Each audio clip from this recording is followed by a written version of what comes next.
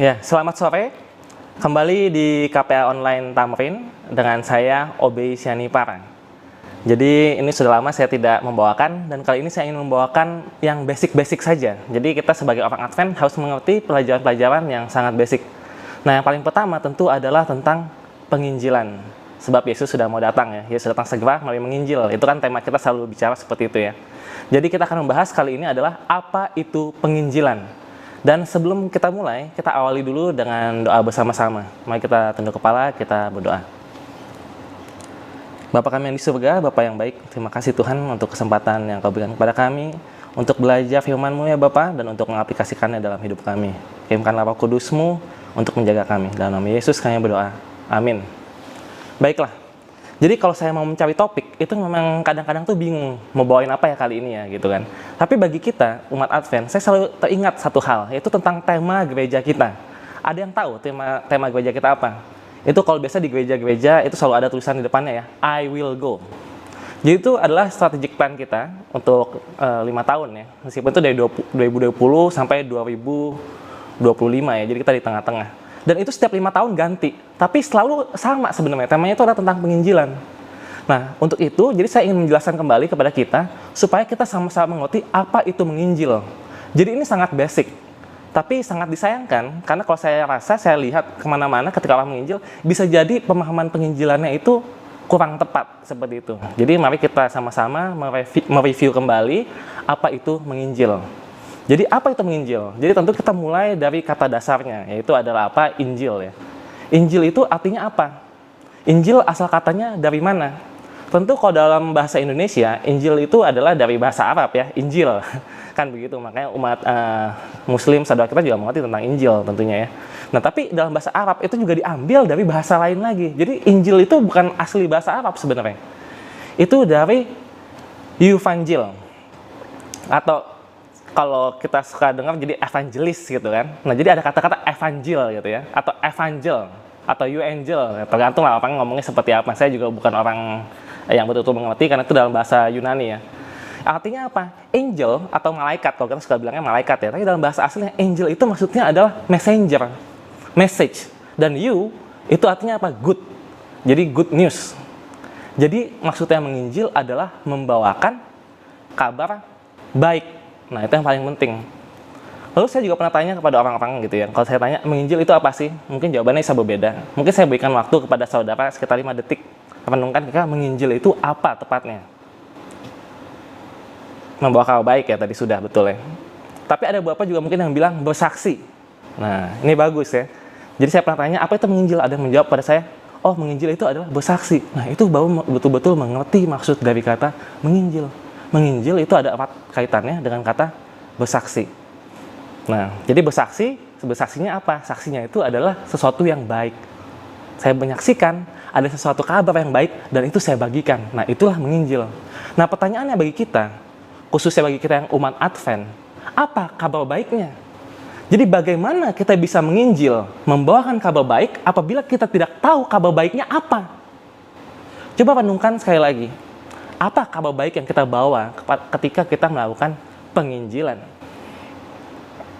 Ini pernah saya tanyakan juga di suatu forum gitu ya. Nah, waktu itu orang-orang Advent juga. Apa itu kabar baik? Apa kabar baik orang Advent? Banyak yang termenung terlebih dahulu, lalu memberikan jawaban. Akhirnya ada yang bilang mungkin, oh kabar baik kita adalah Sabat. Betul ya. Tapi jarang yang langsung menekankan pada poin yang paling penting. Kabar baik yang paling utama dari kitab Injil adalah tentang, ya betul ya, tentang Yesus, kedatangan Yesus ke dunia, dia mati di kayu salib untuk menebus dosa kita supaya percaya bisa selamat. Nah ini kalau di kebanyakan Kristen yang lain sudah sangat mengerti bahwa itulah Injil gitu ya, bukan Sabat. Meskipun Sabat itu juga tentu mestinya kabar baik juga ya. Nah itu yang kita mulai mesti pikirkan kembali, kepada siapakah kita menginjil? Kalau kita menginjil kepada sesama orang Kristen, buat apa lagi? Bukan orang Kristen semua juga udah tahu bahwa Yesus datang ke dunia untuk menebus kita gitu ya, untuk mati di kayu salib, menghapuskan dosa kita sehingga kita bisa selamat. Kan udah tahu. Lalu buat apa melakukan penginjilan ke sesama orang Kristen? Itu kalau di dunia kekristenan suka dibilang kamu curi-curi domba ya, seperti itu ya. Nah, jadi itu kita mesti renungkan kembali, kabar baik apa yang saya bawakan. Kalau kabar baiknya tentang kabar baik yang istilahnya yang umum dan memang yang asli ya, itu adalah tentang Yesus, mungkin tujuan penginjilan jangan lagi kepada sesama orang Kristen. Tapi bukan berarti kita tidak bisa membawakan kabar baik kepada sesama saudara kita yang sudah percaya Yesus. Tadi kita kembali lagi, ada yang menjawab, oh kabar baik Advent itu Sabat. Nah, misalnya seperti itu. Apalagi selain Sabat? Yang istilahnya mungkin agak membedakannya. Jadi kita ada kabar yang mungkin istilahnya sesama kita yang percaya Yesus belum betul-betul mengerti kebenaran ini, misalnya tentang Sabat tadi kan. Apalagi selain Sabat? Mungkin ada lagi yang bilang, oh kesehatan. Ya tentu banyak Kristen yang lain juga menghargai kesehatan, tapi kita juga punya pesan-pesan kabar baik kesehatan. Sebenarnya yang paling mudah, mungkin ada juga tadi yang sempat menjawab ketika saya tanya kabar baik Advent apa? Oh, pekabaran 3 malaikat. Wah, menarik juga ya, pekabaran 3 malaikat. Apakah pekabaran 3 malaikat kabar baik? Karena kan kabar dan malaikat, messenger, message ada kaitannya kan. Oh, ini pekabaran 3 malaikat. Tapi apakah pekabaran 3 malaikat kabar baik? Atau itu hanya kabar saja? Nah, itu yang menarik. Mungkin kita buka sekilas di pekabaran 3 malaikat. Di Wahyu pasal 14 ayat yang ke-6. Karena dari sini kita bisa menjadikan acuan untuk kita memikirkan kira-kira kabar baik Advent itu apa sih gitu. Maksudnya yang membedakan kita dari kebanyakan Kristen yang lain. Nah, kita buka Wahyu pasal 14. Karena kan kalau ingat, ini sudah pernah kita bahas sebelumnya, ada 3 pekabaran malaikat ya, ada 3 message gitu ya, ada 3 kabar. Sebenarnya yang ada Injilnya itu hanya di pekabaran yang pertama, malaikat yang pertama. Ini kita baca, sedangkan 2 malaikat berikutnya itu nggak ada kata Injilnya, jadi itu kabar saja begitu ya, misalnya Babylon sudah jatuh gitu kan. Nah, yang pertama, jadi kita baca di ayat 6. Kita buka Wahyu pasal 14 ayat 6 dan 7. Dan aku melihat seorang malaikat lain terbang di tengah-tengah langit dan padanya ada Injil yang kekal. Jadi di sini betul-betul disebutkan memang ada Injil ya, ada Injil yang kekal. Nah, Injilnya isinya apa? Untuk diberitakan kepada mereka yang diam di atas bumi dan kepada semua bangsa dan suku dan bahasa dan kaum. Dan ia berseru dengan suara nyaring. Jadi kan ini ya, Injilnya ya yang kekal. Takutlah akan Allah dan muliakanlah Dia. Itu yang pertama. Karena telah tiba saat penghakimannya. Yang kedua, dan sembahlah Dia yang telah menjadikan langit dan bumi dan laut dan semua mata air. Jadi ada 3 ya. Ini bukan 3 pekabaran malaikat. Pekabaran malaikatnya ada 3 pekabaran malaikat. Malaikat yang pertama ada 3 message-nya. Yang pertama tadi takutlah dan muliakanlah Dia. Muliakan Dia ini kenapa kita pernah juga pelajari sebelumnya, itu ada kaitannya dengan apa? Bagaimana kita muliakan Allah dengan tubuh kita. Tubuh kita adalah bait Allah.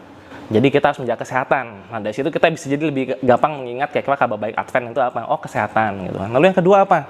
Di sini dibilang tadi kita sudah baca, karena telah tiba saat penghakimannya. Yesus akan datang segera. Itu ada di dalam nama gereja kita, gereja Advent, gereja kedatangan. Advent artinya datang ya, kedatangan gitu. Jadi pekabaran bahwa Yesus akan datang segera itu unik di Advent gitu. Maksudnya semua Kristen tentu bilang Yesus akan datang segera, tapi penekanan yang betul-betul sangat sampai di nama gereja kita saja Advent, ya gereja Advent. Jadi kabaran kesehatan, pekabaran Yesus akan datang segera. Lalu yang ketiga apa? Yang ketiga tadi sudah kita sebutkan, tapi saya ulangi lagi. Dan sembahlah Dia yang telah menjadikan langit dan bumi dan laut dan semua mata air, yaitu Allah pencipta. Ini erat kaitannya dengan apa? Dengan Sabat ya. Sebab kita merayakan Sabat untuk apa? Merayakan dan mengingat tentang penciptaan. Karena nama hari lamanya Tuhan menciptakan dunia ya, lalu hari ke-7 beristirahat. Jadi itulah erat kaitannya dengan hari Sabat. Jadi 3 ini yang saya ingin kita untuk mengingat kembali. Oh iya, kabar baik Advent utamanya gitu ya. Mungkin agak unik dibandingkan Kristen-Kristen yang lain. Itu adalah tadi pekabaran Sabat, pekabaran kesehatan, pekabaran Yesus akan datang segera. Meskipun kalau kita ke yang mungkin yang masih belum percaya, tentu pekabarannya harus menekankan kepada Yesus. Jangan langsung kita bawa kepada orang yang belum percaya Yesus, langsung ngomongin tentang Sabat gitu. Itu istilahnya secondary, karena yang utama tetap tentang kabar Yesus ya. Tapi sekarang saya lagi berbicara tentang bagaimana yang secara umum kalau kita kepada Kristen yang lain tadi, mungkin Sabat, kesehatan, dan juga Yesus akan datang segera. Nah, yang kedua yang perlu kita pahami adalah setelah kita mengetahui, oh kabar baik kita ini, mungkin masih banyak yang lain ya, tapi saya penekanannya di yang barusan saya sebutkan saja. Apakah, yang kedua ya, apakah kita menyampaikan kabar baik itu sebagai kabar baik? Apakah betul itu kabar baik? Ketika misalnya kita berbagi tentang Sabat ya, kebenaran hari Sabat. Hari Sabat itu hari ke-7, itu dari Jumat matahari terbenam hingga Sabtu matahari terbenam. Kamu jangan bekerja, nggak boleh kerja. Kita harus beribadah kepada Tuhan. Nah, apakah kepada kita, orang Advent, khususnya kepada kita yang sering membagikan kebenaran itu, apakah kita memberikan itu sebagai kabar baik atau sebagai kabar buruk? Bayangkan saudara, apabila saudara sedang datang kepada teman saudara yang bukan Advent misalnya kan, sama Kristen, lalu saudara membagikan tentang, kamu hari Sabtu jangan kerja, lihat loh, nih Keluaran pasal 20, ayat 8, ingat loh hukum keempat, ingatlah dan kuduskan hari Sabat, jangan bekerja. Padahal dia misalnya adalah pengusaha, ternyata dia buka toko hari Sabtu, cuannya besar, banyak hasilnya gitu kan. Terus saudara datang ke dia bilang, tutuplah toko kamu gitu. Apakah di telinga teman saudara itu kabar baik? Atau itu jadi kabar buruk? Apalagi saudara bilang, kamu kan udah sering ikut KPA Advent, sudah beberapa kali datang ke gereja kita, udah ngerti lah kebenaran, ya tutuplah itu tokonya. Apakah itu kabar baik? Atau justru, kalau teman saudara bisa kelihatan ekspresinya atau bahkan kedengaran suaranya, gitu, udah pasti itu dianggapnya bukan kabar baik. Atau lagi yang lain misalnya, hai, kamu kan udah tahu kebenaran. Ini kita ngomong tentang kesehatan misalnya. Janganlah kamu merokok lagi. Bahkan ada juga orang Advent yang masih merokok. Ini kebetulan ya, apalagi di daerah-daerah saya sering ketemu juga seperti itu ya, masih baru gitu kan. Pendatangnya aja bisa bingung gitu kan. Aduh, ini jemaat ini masih ngerokok. Saya udah bilang jangan merokok.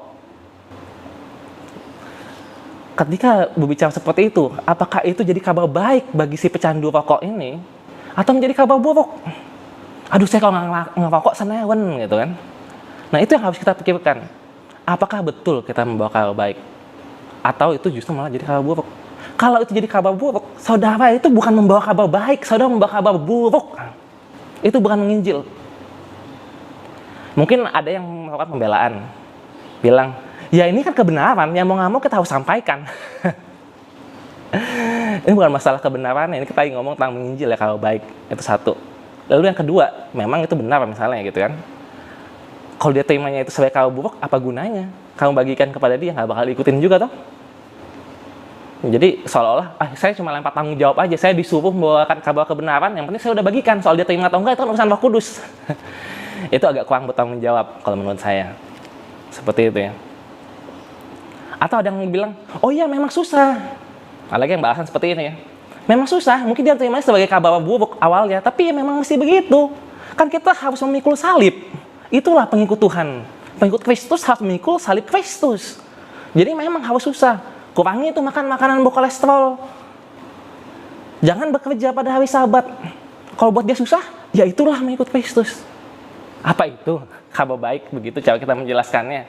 Ini juga pernah kita bahas ya, mungkin bisa dicari videonya terkait apakah betul memikul salib Yesus itu berat. Ya saya nggak bahas lagi di sini, tapi kesimpulannya nanti bisa dicari videonya adalah memikul salib Yesus itu ringan, saudara. Kan Yesus mengatakan apa? Datanglah kepadaku yang berbeban berat, karena aku akan memberikan peristirahatan. Peristirahatan itu apa? Karena bebanku itu ringan, kuk yang kupasang itu nikmat. Bagaimana bisa berat? Bayangkan ada orang hidupnya susah, datang ke kita, kebetulan ya, kita mungkin suka memberi, ada melakukan kasih juga gitu kan. Terus kayak kita larang-larang dia.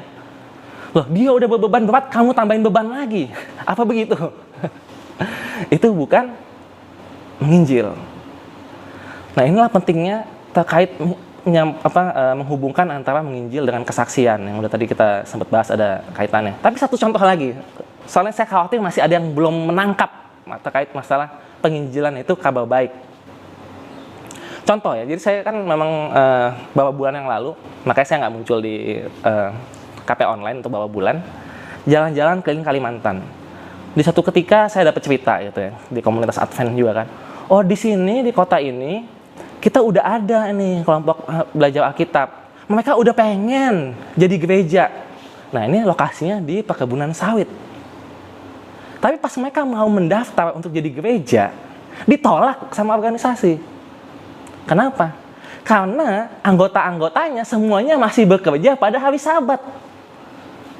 Kerja sebagai buruh sawit atau di perkebunan sawit. Hari Sabtu mesti masuk. Padahal mereka itu udah luar biasa, kalau dari cerita yang saya dengar ya.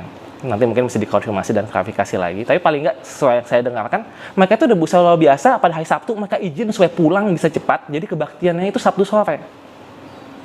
Jadi tetap bisa kebaktian pada hari Sabtu, masing-masing hari Sabat berbakti. Tapi ketika mau bikin jadi gereja, dibilang nggak bisa karena kamu masih bekerja pada hari Sabat.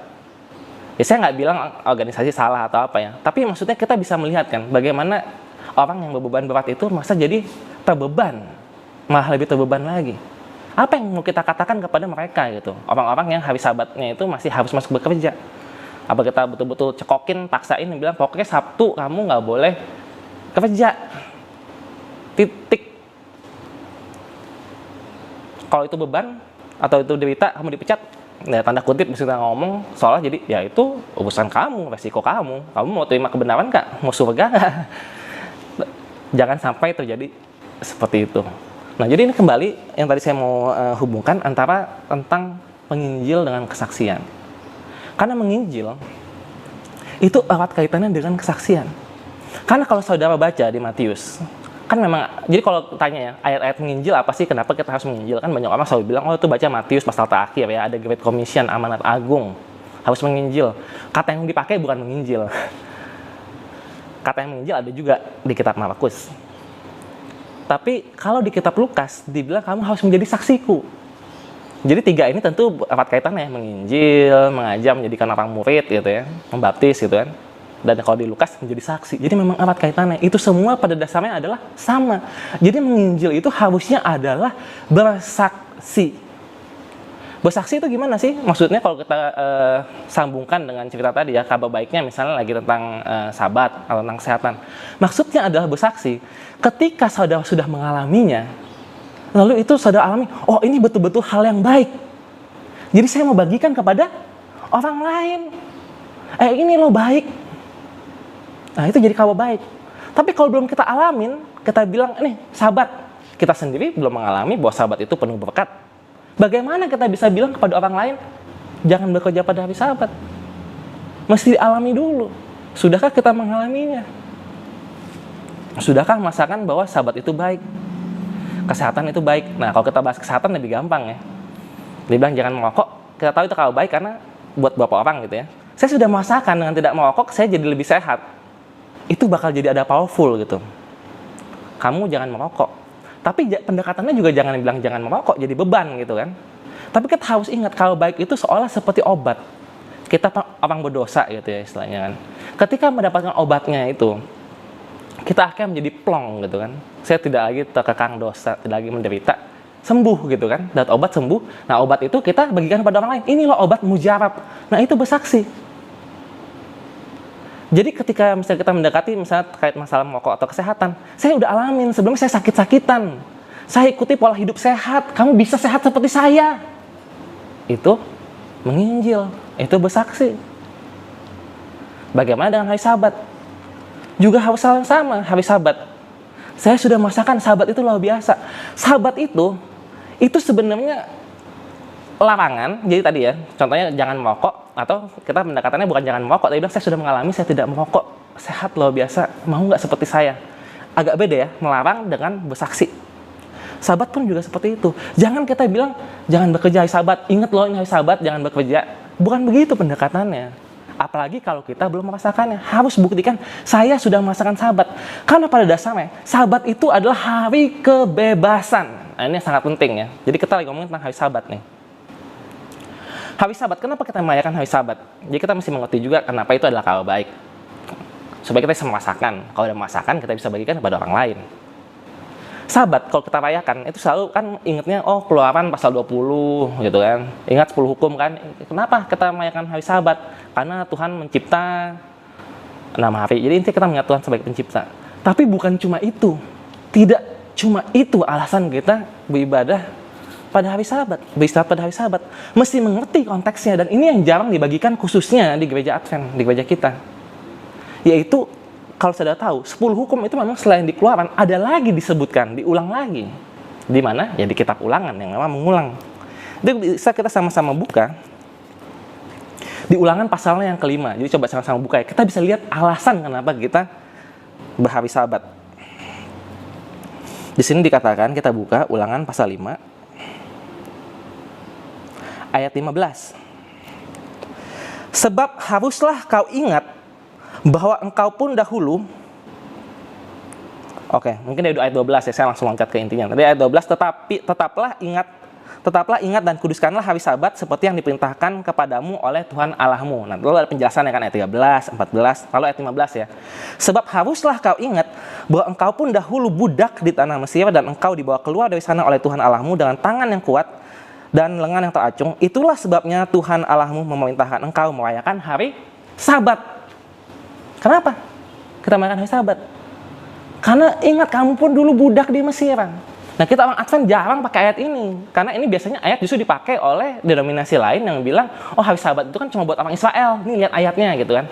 Jadi akhirnya banyak orang Advent itu nggak diajarin atau nggak mau belajar tentang ayat ini, jadi karena takut gitu kan, nanti kita membenarkan pandangan mereka gitu kan. Enggak, bukan ayat yang ini, kita pakainya yang di Keluaran 20. Enggak ya, dua-duanya itu dari Alkitab, jadi dua-duanya benar. Jadi hari Sabat itu selain masalah penciptaan juga terkait kebebasan. Jadi mesti mengerti, ini konteksnya apa? Konteksnya itu adalah bangsa Israel. Bangsa Israel pada suatu ketika itu pernah dijajah, bukan dijajah, itu menjadi budak di tanah Mesir. Ini zamannya ketika Musa membawa mereka keluar. Apa yang terjadi? Singkat cerita kan mungkin saudara sudah tahu juga ya, bahwa mereka itu saking dipebudaknya, mereka itu nggak ada waktu untuk istirahat, sehingga akhirnya mereka berteriak-teriak kepada Tuhan, dan akhirnya Tuhan mendengar lalu memanggil Musa untuk memanggil mereka keluar dari tanah Mesir. Istilahnya mereka kerja tuh 7 hari seminggu. Alasan mereka keluar dari Mesir apa? Kalau ingat pertama kali Musa datang ke Firaun, bebaskanlah bangsaku, biarkanlah mereka pergi untuk beribadah. Jadi alasan pertamanya bukan untuk langsung ke tanah perjanjian, untuk beribadah. Izinkan mereka untuk beribadah. Nah, jadi sekarang begini, kalau saudara bayangkan, apabila saudara adalah orang Israel yang bekerja 7 hari seminggu, ketika dibilang ada hari Sabat di mana kamu boleh beristirahat 1 hari seminggu, itu kabar baik atau kabar buruk? Bangsa Israel mungkin zaman dulu, zaman yang baru masih lebih belakangan di China, pas zaman komunis, sekarang juga komunis, saya komunis yang dulu ya, itu juga kerja 7 hari seminggu. Bayangin, kerja 7 hari seminggu. Bayangkan kalau dikasih, nih ada weekend gitu kan, ya mungkin ada hari Minggu, tapi kan kita percaya hari Sabat ya, hari Sabtu. Nih, ada 1 hari kamu untuk beristirahat. Senang atau tidak? Pasti senang. Dan itu juga terjadi seperti saya kasih contoh tadi misalnya ya, ada kerja di kebun sawit ya. Jadi ternyata sampai zaman sekarang pun masih ada yang kerja 7 hari seminggu. Luar biasa, bukan cuma di perkebunan sawit ya, di mana-mana juga masih ada, mungkin di pertambangan atau yang lain. Kalau kita katakan, kamu istirahat,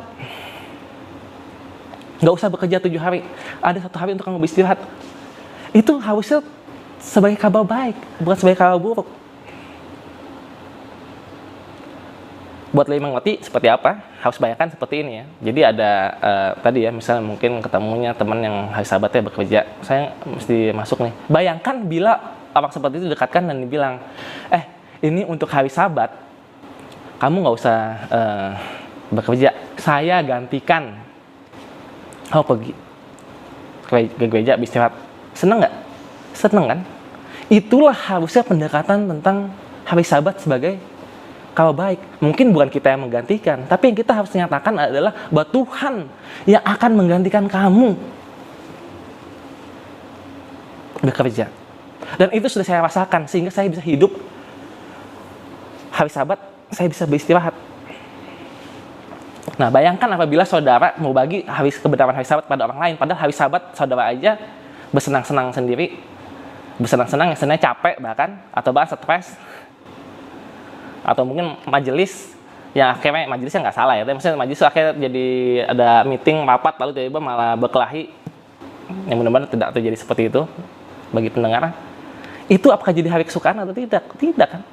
Tapi kalau sudah dirasakan, iya saya jadi setiap hari itu saya ada hari istirahat, saya senang sekali menantikan hari Sabat, dan itu sudah dialami, betul-betul ada berkat Tuhan.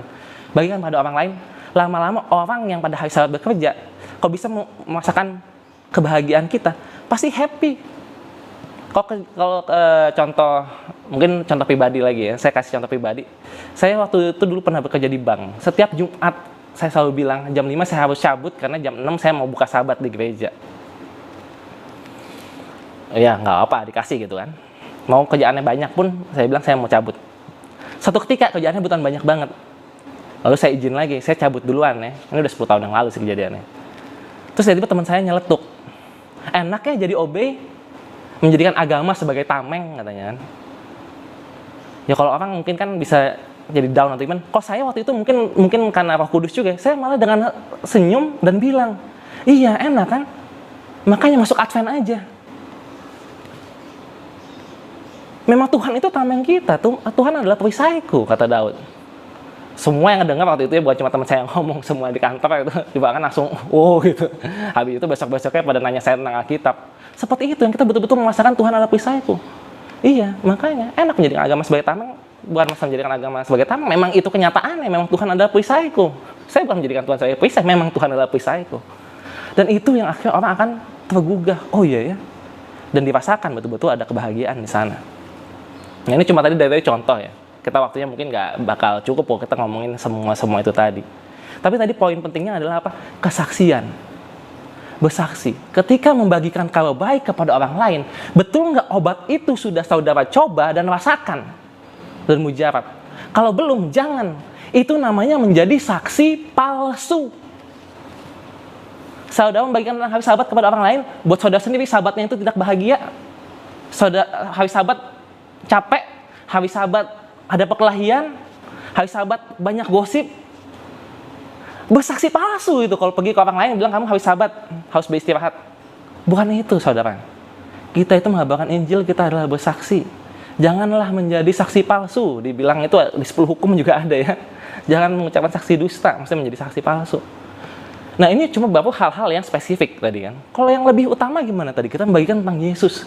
Kamu tahu nggak Yesus itu baik? Yesus itu mati bagi saya supaya saya selamat. Yesus mati kayu salib supaya kita umat berdosa kalau percaya pada Dia bisa selamat. Apakah saudara bisa membagikan itu kepada orang lain? Bilang Yesus sudah bangkit dan menang. Emang saudara lihat Yesus mati terus Yesus bangkit? Lihat saudara? Ya, saudara ada di sana 2000 tahun yang lalu. Terus ngomong-ngomong gitu kan. Iya Yesus sudah bangkit, Yesus mati buat kita. Yesus, saudara melihat seperti itu? Enggak kan? Jadi saksi palsu. Kalau murid-muridnya dibilang berbicara seperti itu nggak apa-apa. Mereka bersaksi, mereka melihat. Saudara seperti apa? Apakah sudah merasakan Yesus bangkit? Karena mungkin memang Yesus bilang ya, bahagialah yang percaya meskipun tidak melihat. Jadi mungkin tidak harus gitu ya. Ketika bersaksi kita bilang Yesus bangkit, dalam arti kita melihat Yesus bangkit secara langsung. Tapi kan nggak bisa seperti itu kan. Bisa juga kita merasakan, misalnya seperti Paulus ya. Paulus melihat Yesus muncul di hadapan dia pada saat jalan ke Damaskus. Dia bisa bersaksi. Kita, saudara, bagaimana? Apakah sudah merasakan Yesus hidup? Yesus bangkit. Kalau saudara merasakan kehadiran Yesus, saudara bisa bersaksi bilang Yesus sudah bangkit. Karena saya rasakan Yesus bersama dengan saya. Di saat saya sulit, Tuhan selalu menyertai. Ketika saya bingung mau jawab apa, Roh Kudus datang memberitahukan apa yang harus saya katakan. Itu merasakan Yesus sudah bangkit. Jadi kalau belum merasakan Yesus bangkit, ya percuma juga datang menginjil kemana-mana, bikin KKR. Kamu menjadi saksi palsu. Ingat 7 anak sekiwa ya, bilang dalam nama Yesus yang diinjili Paulus, keluar kamu setan. Malah mereka akhirnya ditelanjangin. Karena mereka belum merasakan itu. Itu ya, ini kalau saya ngomong terus gak ada habis ya. Jadi kita ada waktunya dibatasin.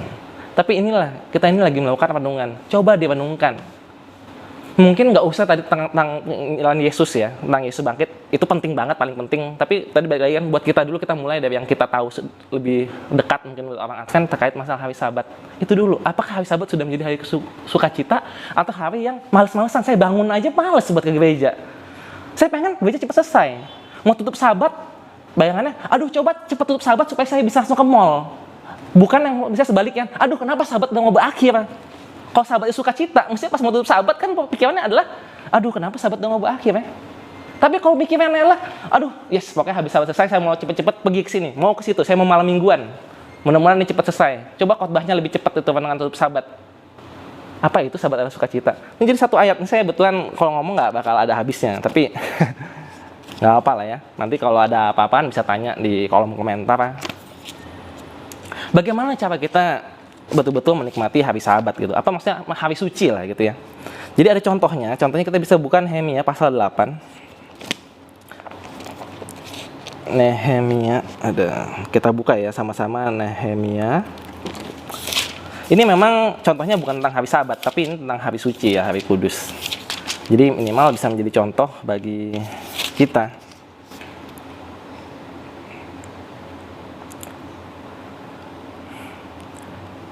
Jadi kita bisa buka dari ayat 10, Nehemia pasal 8 ayat 10.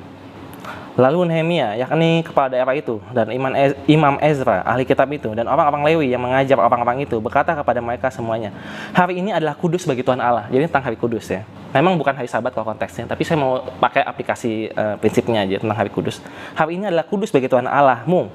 Jangan kamu berduka cita dan menangis, karena semua orang itu menangis ketika mendengar kalimat-kalimat taurat itu. Lalu berkatalah ia kepada mereka, pergilah kamu, makanlah sedap-sedapan dan minum minuman manis. Dan kirimlah sebagian kepada mereka yang tidak sedia apa-apa. Karena hari ini adalah kudus bagi Tuhan kita. Jangan kamu bersusah hati, sebab sukacita karena Tuhan itulah perlindunganmu. Seperti itu ya.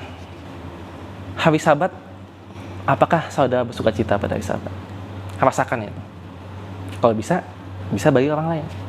Kesehatan, saudara sudah alami, bagikan pada orang lain. Yesus mau datang segera. Apakah saudara sudah hidup seolah Yesus mau datang segera? Atau masih sibuk mengumpulkan harta, bukannya membagi-bagikan harta? Bagi orang yang membutuhkan menabung harta di surga kan? Kalau tahu Yesus mau datang segera, saya banyak membagikan supaya saya menabung harta di surga. Itu loh, dipikirin baik-baik dan kita renungkan untuk 1 minggu ke depan. Sebenarnya saya masih banyak mau saya bagikan terkait menginjil, tapi tidak apa. Supaya paling nggak masuk. Kalau nggak nanti kan akhirnya pelan-pelan lupa. Tapi ingat ya, saksikan dulu. Dibilang apa? Kecaplah dan rasakan bahwa Tuhan itu baik. Kalau belum, nggak usah ngomong ke orang. Kalau kamu belum cobain, jangan kamu ngomong ke orang. Itu aja. Tapi kalau saudara sudah mencoba dan menikmati kebaikan itu, saudara akan dengan sendirinya akan bersaksi kemana-mana. Seperti itu ya. Jadi mari kita tutup dengan doa, kita akhiri. Bapa kami yang di surga, terima kasih Tuhan, karena Engkau telah sekali lagi menyadarkan kami bagaimana kami harus menginjil, supaya kami tidak menjadi saksi-saksi palsu yang tidak Engkau kenal di akhir zaman nanti ya Bapa.